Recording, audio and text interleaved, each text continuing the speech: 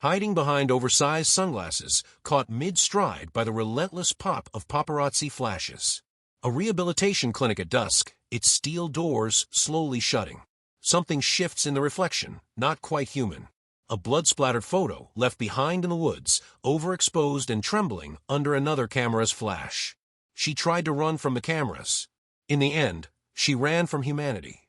This isn't the kind of Black Mirror episode you're used to. No AI, no rating systems, no uploaded minds. And yet, it might just be the most quietly explosive story of the entire season. Set in 2006, Mazey Day is dressed like a celebrity scandal drama, but it mutates into something far stranger, a survival horror with teeth. At first glance, it's a chase story, tabloid photographers hunting down a missing young actress rumored to be spiraling. But by the final act, we've crossed a line, not just into the woods, but into something more primal, more unsettling. Underneath the blood and fur, this is an episode about three collapsing boundaries. The crumbling wall between celebrities and those who hunt them. The ethical fog between documentation and exploitation. And the final irreversible break between being human and becoming something else entirely. The surface plot sounds simple enough. Beau, a freelance paparazzi on the edge of quitting, gets pulled back in for one last high-paying assignment, find Mazey Day.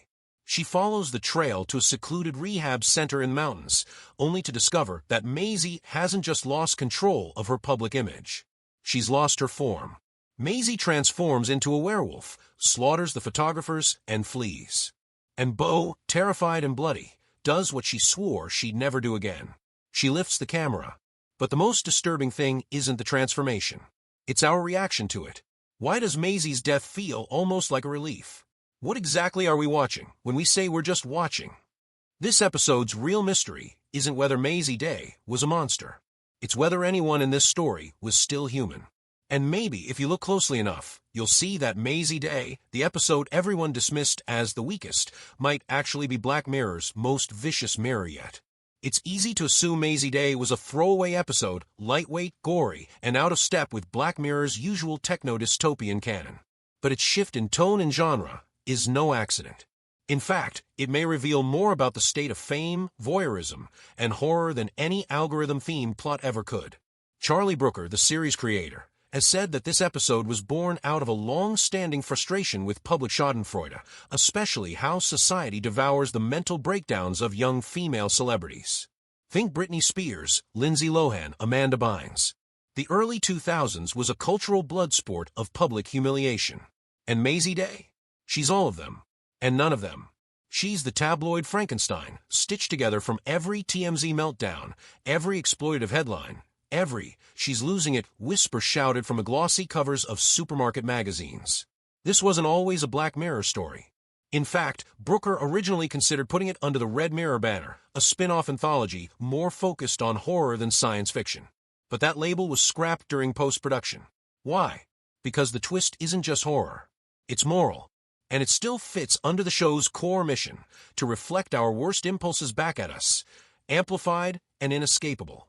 Directing the episode was Uta Brieswitz, known for her work on Stranger Things, The Deuce, and Westworld. Her eye for light and texture plays a key role in keeping the episode balanced between realism and fairy tale. Every frame is dipped in mid-2000s nostalgia, flip phones, gossip blogs, corduroy flares, until the horror kicks in and rips the comfort away. Production took place in Spain, with the mountainous forests near Marbella standing in for a sun-drenched California hellscape.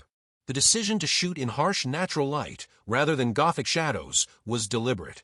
This isn't a horror that hides in the dark. It lives right out in the open, broadcast for everyone to see. There were also alternate endings considered.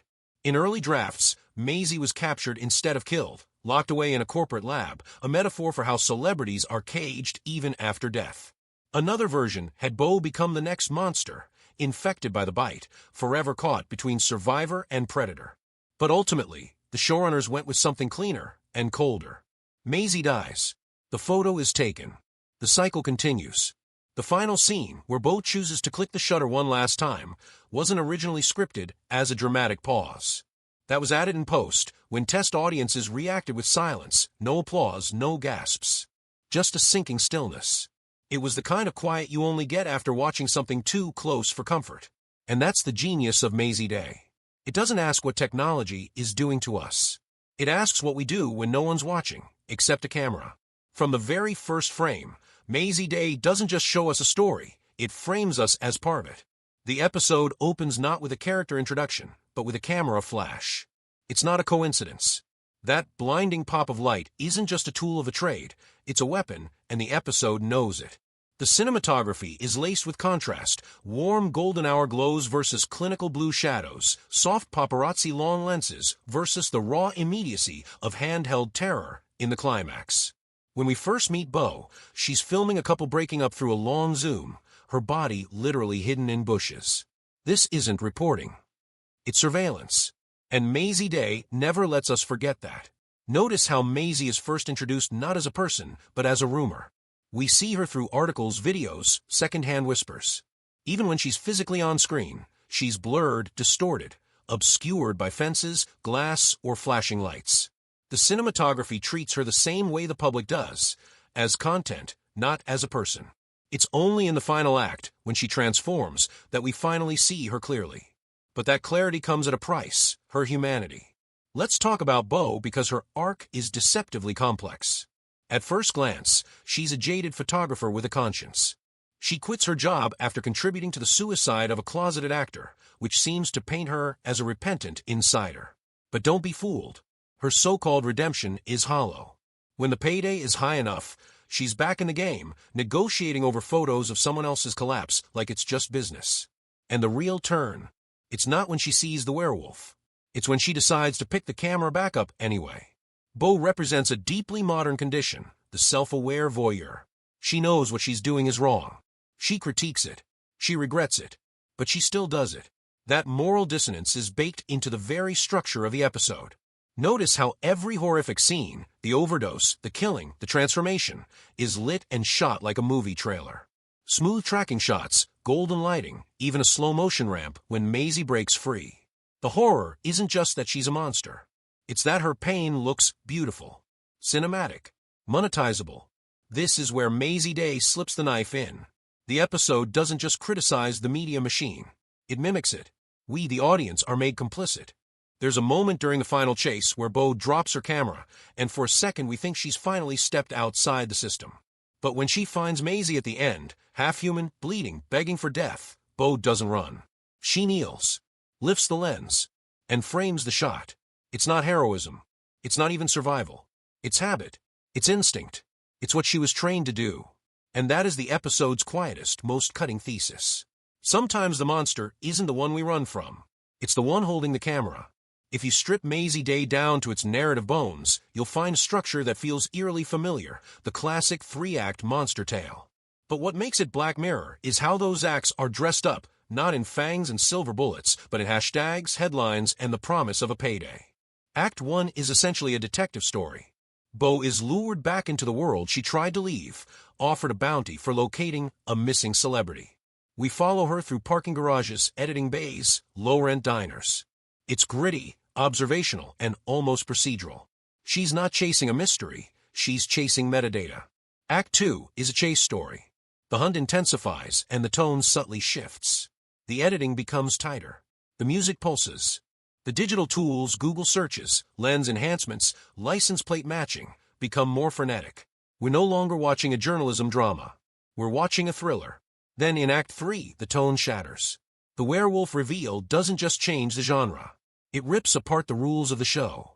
There's no satire, no twist ending, no clever commentary encoded in tech. Just gore, just screams, just death. And that's the point. Mazey Day pulls a bait-and-switch not just on Bo, but on us. It promises a media ethics drama and ends in a monster movie. That genre collapse is a narrative device, and it mirrors the collapse of boundaries the episode is trying to critique. The blurring of journalism and exploitation, truth and performance, human and beast. Charlie Brooker has always loved blending genres. In White Bear, the thriller format collapses into social punishment. In Shut Up and Dance, a coming-of-age revenge tale ends in moral revulsion. But Mazey Day is different. This isn't a twist. It's a descent. And the director, Yuda Brieswitz, plays that descent masterfully. Compare this episode to her previous work on Stranger Things or The Deuce, and you'll see a familiar thread. She excels at shooting women trapped in systems beyond their control. Her frames often isolate Bo in doorways, in mirrors, or behind glass, visual metaphors for the double lives she's living: the observer and the observed, the hunter and the haunted. As for the audience, reactions were wildly polarized.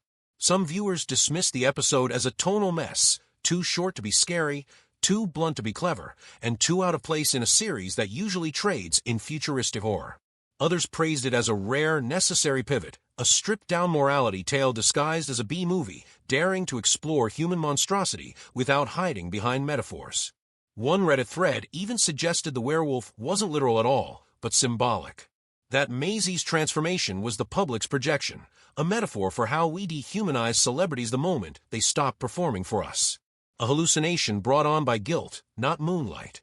It's a compelling theory, but ultimately irrelevant.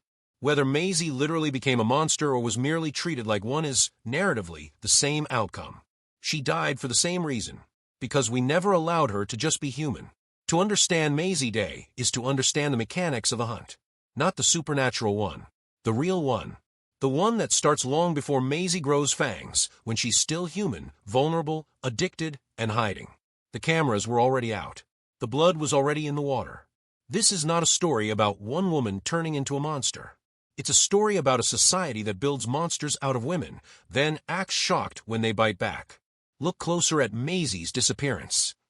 She didn't vanish. She retreated. After a drug-fueled hit-and-run, Mazey checks herself into a private clinic in the mountains. It's not a crime scene, it's a cry for help. But within hours, her location is compromised. Gossip blogs speculate wildly. TMZ-style voiceovers report sightings. She's not being looked for, she's being hunted. And the ones doing the hunting aren't just paparazzi. They're us. The media machine doesn't run on photos. It runs on demand. And the episode implicates everyone, from the sleazy editor buying the pictures, to the intern scrubbing metadata, to the anonymous viewer who clicks play on the video of her overdose and scrolls down to read the comments. The most damning line in the episode? She was worth 30 grand if she's dead. Not because that's shocking, because that's familiar. Bo doesn't need to be evil to participate in that system. She just needs to need rent. That's the quiet horror Mazey Day maps out, the way economic desperation and moral compromise intersect until there's no longer a clean choice. Bo isn't paid to kill. She's paid to look. And when looking becomes violent, when looking is the weapon, it doesn't feel like murder. It feels like work. In that sense, Mazey's transformation isn't a fantasy twist. It's a metaphor with fangs. When she tears through the forest, ripping her way through fences, she's not just breaking out of captivity. She's making herself untouchable. Her claws are the only power she's been allowed to have. Her howling, the only way anyone hears her now. And that's what makes her final moment with Bo so brutal. When Mazey, half-woman, half-beast, begs to die, it isn't because she's lost her mind. It's because she knows she can never go back. Not after what she's done. Not after what's been done to her. In that moment, Mazey isn't the monster. She's the only one who sees the system for what it is. She refuses to be turned into more content. She ends a cycle. But Bo doesn't. She takes the photo. Which leaves us with the episode's most chilling suggestion. There is no redemption here. Only the illusion of choice. And a shutter click that says, she was real. And now she's worth more. The most telling reaction to Mazey Day didn't come from critics. It came from viewers. And it came fast. Some called a cheap horror detour. Others claimed it was the first Black Mirror episode to miss the point of Black Mirror. But scroll a little further, and you'll find another kind of comment, quieter, angrier, sharper. This isn't fiction. This is what they did to Brittany. This is what they did to Amy. That's where Mazey Day hits a nerve. Not because it's the most realistic episode, but because it reminds us that realism is often the most horrifying genre of all. It's not the werewolf that disturbs.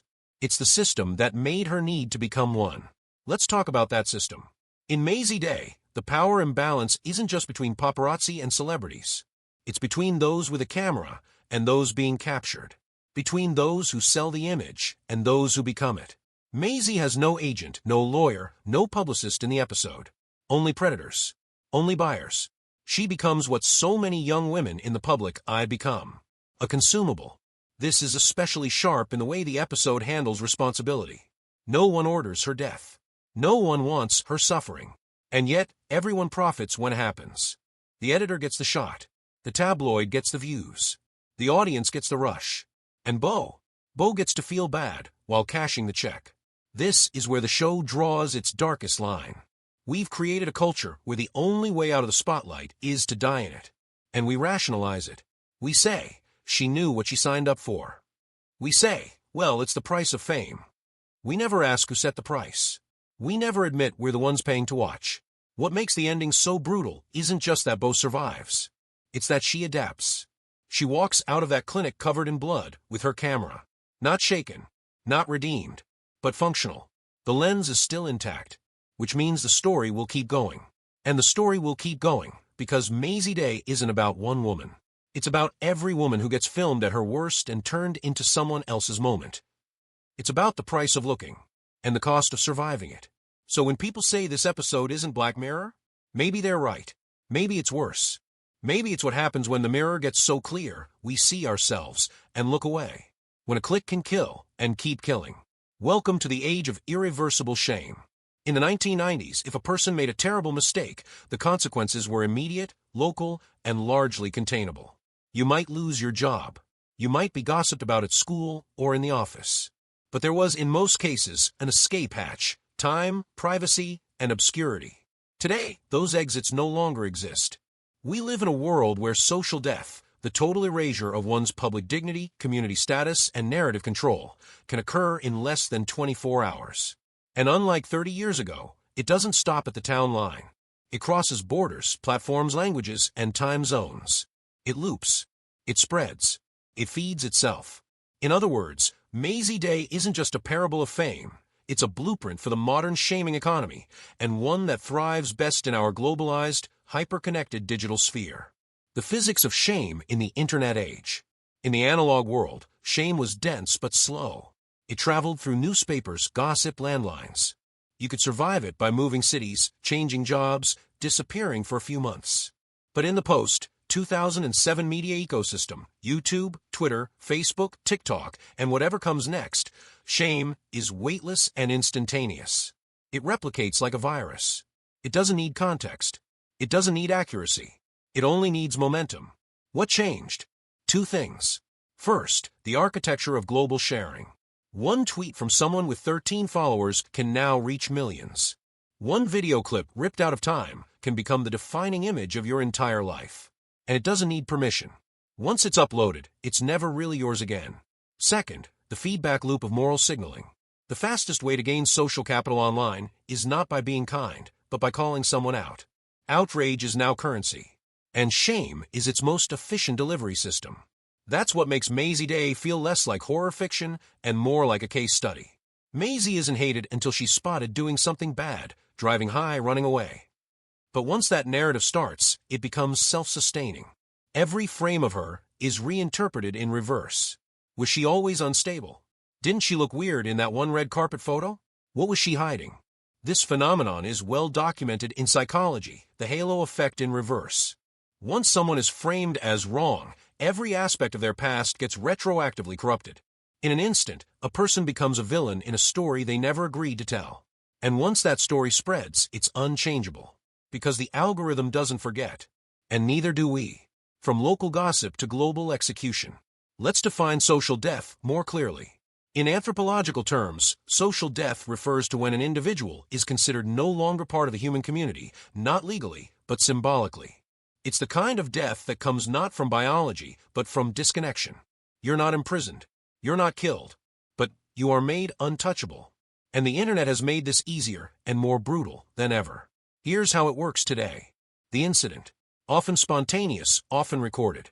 A meltdown in a Starbucks. A bad joke at a comedy show.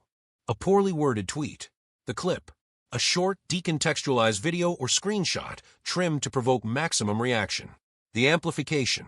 Retweets, quote tweets, Reddit threads, TikToks, news articles, sometimes AI-enhanced analysis. The collapse.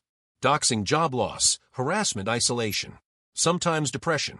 Sometimes suicide. The most terrifying part? The math. A small mistake, seen by 17 people in 1993, ended with some embarrassment. The same mistake in 2025, seen by 17 million people, can end with exile. This is what Ronson means when he calls modern shaming punishment without trial. There is no process. There is no defense. There is only virality. And that's where the leverage lies. Not in the act, but in the visibility of the act. We don't shame people for being flawed. We shame them for being flawed on camera. Which raises a chilling question. Was Mazey Day really doomed because she turned into a monster? Or was she doomed the moment the camera started rolling? Shame that outlives the self. In So You've Been Publicly Shamed, Jon Ronson interviews people who've experienced reputational obliteration. Years later, many of them are still unemployed, still in therapy, still afraid to use their real names. It's like dying but not getting to leave, one woman said. Your name becomes a crime scene, said another. That's not metaphor. That's reality. And in Mazey Day, we see it literally. Mazey's name is attached not to her performances, her talent, or even her trauma, but to her transformation. Her final moment of suffering becomes her legacy. A legacy Bo captures with a single click. And possibly sells. This is how digital shame differs from real-world shame. It lasts longer. It travels further. And it can be profitable to everyone except the person it destroys. That's why Mazey Day is so haunting. It isn't about death. It's about what we do to people while they're still alive and already gone. The bystander's bargain. In the analog world, you could be a passive observer. You could see something cruel, not share it, and believe you were doing enough. Not anymore. Now, the absence of participation is itself suspicious. Why didn't you comment? Why didn't you denounce it? Why are you quiet? This is the paradox of our age. You are both audience and judge. The camera has turned the crowd into the executioner. But not with swords, with silence, with indifference, with sharing something just to see what happened. Bo never physically harms Mazey, but she records the moment no one else should have seen. She turns pain into product and walks away. So ask yourself, when was the last time you shared a moment of someone else's lowest point? Was it funny? Was it justified? Or was it just there? Because in a world where social death is always one clip away, everyone is Mazey, everyone is Bo, and everyone is a potential click. Final reflection, this isn't the future. It's the feed. In Black Mirror, the dystopia is always just ahead. But in Mazey Day, it's already behind us. The cameras are rolling. The captions are written. The monsters are chosen. And all that's left is whether you share it. The age of social death has no court, no appeals, no resurrection, only memory, only search engines, only the algorithm's long, unblinking eye. So the next time you see someone being dragged, mocked, filmed, or torn apart in the public square of TikTok, Reddit, or YouTube, ask yourself, are you watching a monster? Or are you helping make one? There's a bitter irony in Mazey Day being released in 2023, because by then, everything it warned about had already happened. This isn't just a parable about 2006 celebrity culture.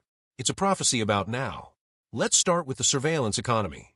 Bo doesn't work for a news agency. She works freelance, gig economy style. She trades in moments, not truth. Her currency is visibility. Her tools are GPS, zoom lenses, and metadata scraping. Her conscience is optional. Sound familiar? Today, virality is just a trigger away. A breakdown on a sidewalk. A private argument in public. A moment of grief mistaken for drama. And someone is always filming. The new paparazzi don't need press passes. They're just people with phones, chasing likes instead of checks. In that sense, Mazey Day isn't about celebrity at all. It's about performative collapse. About how pain becomes product when viewed through a monetized lens. It also speaks to a deeper, more uncomfortable truth.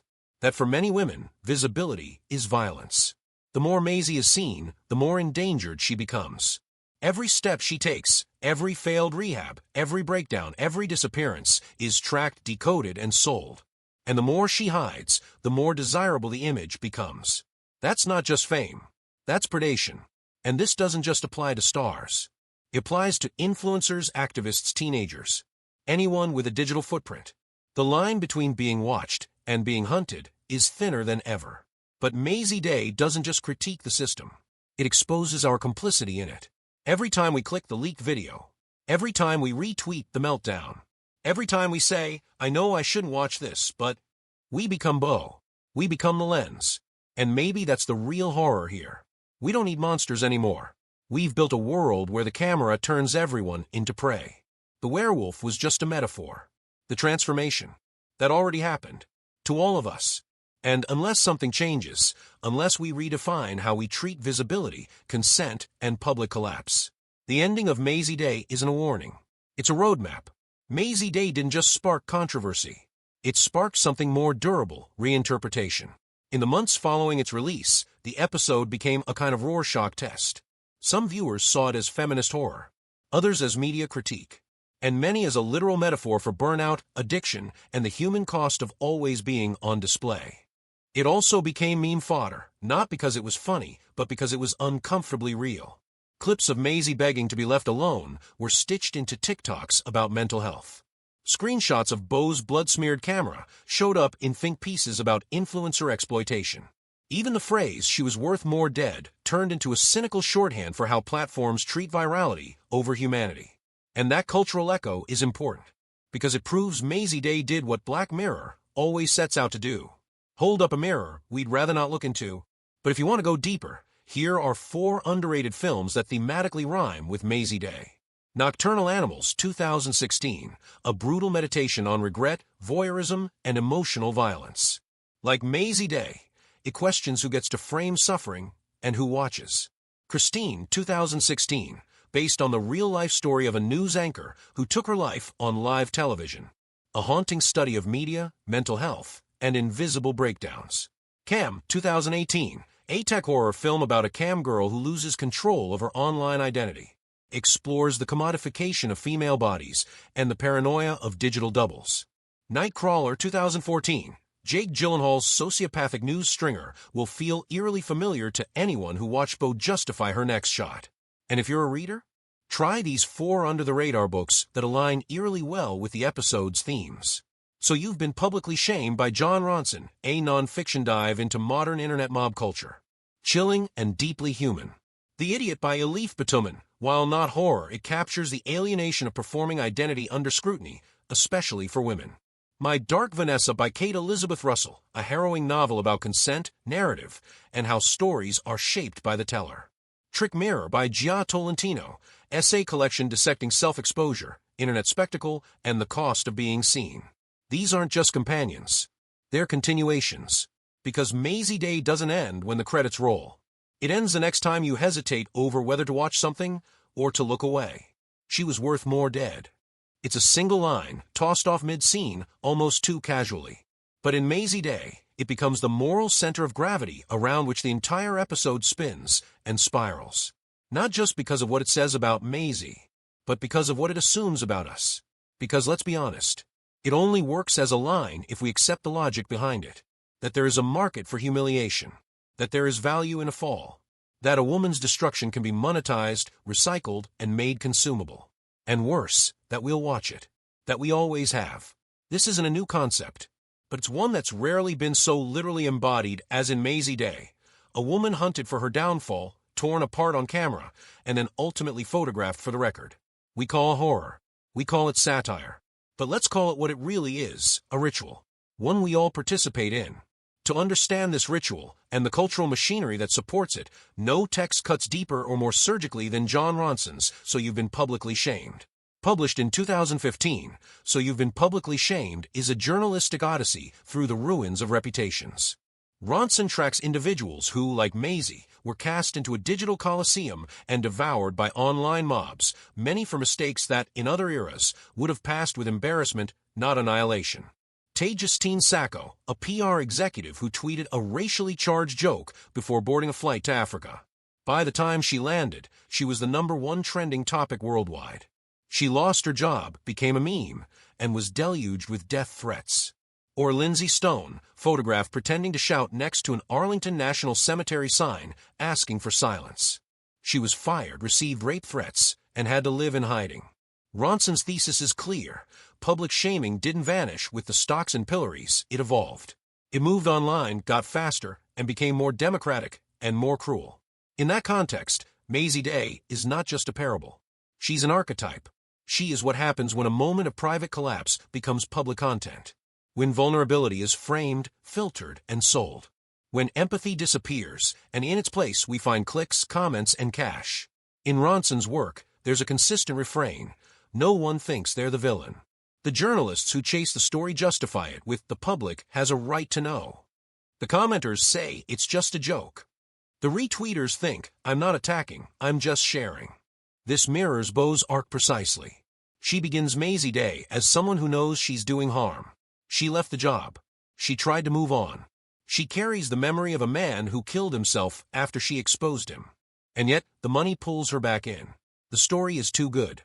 The opportunity is too rare. And what's her excuse? "If I don't do it, someone else will." It's the oldest lie in the spectacle economy, and the most dangerous. Because what Beau reveals, what Ronson documents with aching clarity, is that modern shame isn't just a side effect of the internet. It's a feature, a product, a form of content. And like all content, it needs an audience. In Mazey Day, that audience is both off-screen and on. It's the editor who yells, "We'll double the price if she's dead." It's the crowd that buys the magazine. It's us, sitting at home, watching the story unfold and judging it. Like this isn't about us, too. What Ronson helps us realize is that fame itself, especially the kind Mazey Day satirizes, is less a privilege and more a form of captivity. In one of his interviews, Ronson quotes a man who lost his job after a tweet went viral. When you're famous on the internet for something bad, it's like you've died, but you're still here. This is the exact logic Beau operates under. To her, Mazey's humanity ended long before she transformed. The overdose footage had already gone viral. The rehab rumors were already currency. The transformation was merely literalizing the metaphor. Mazey wasn't becoming a monster. She already was one, in the public imagination. That's the horror. Not what she became, but what we'd already decided she was. And what do we do with monsters? We film them. We hunt them. We profit from them. Then we move on to the next one. Perhaps the most brutal insight in Ronson's book is that redemption, once a cornerstone of public morality, has vanished from the shame economy. People don't get better. They get disappeared. Likewise, Mazey Day offers no redemption arc. Beau doesn't learn a lesson. Mazey doesn't find peace. There's no speech, no rescue, no moment of grace. There's only a final image, a click of the shutter, and silence. And that's the truest part of all. Because in today's attention economy, narratives are only as valuable as they are clickable. A slow healing process? Doesn't trend. A messy overdose, a monstrous twist, a death in the woods? That's content. It's entertainment, even when it kills. So where does that leave us? Both Mazey Day and So You've Been Publicly Shamed leave their audience in an uncomfortable position, not as judges but as participants. We are the clickers, the retweeters, the consumers of collapse.